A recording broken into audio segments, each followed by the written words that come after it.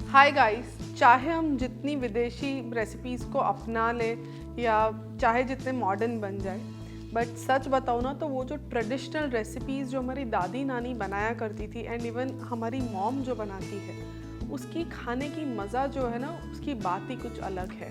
तो बस आज मैं वैसी ट्रेडिशनल रेसिपी जो मैंने मेरी दादी से सीखी थी, वो डिश मैं आप लोग के साथ शेयर करने जा रही हूँ। वो है लहसुनी बाजरा की रोटी और उसके साथ पापड़ की कढ़ी। सुनने में ऐसा लगता है कि कितना बोरिंग कॉम्बिनेशन होगा, बट ऑनेस्टली ये कॉम्बिनेशन एक बार ट्राई करना, और अभी जो विंटर्स का माहौल चल रहा है उसमें ये डिश परफेक्ट है and it's a complete meal. तो बस शुरू करते हैं।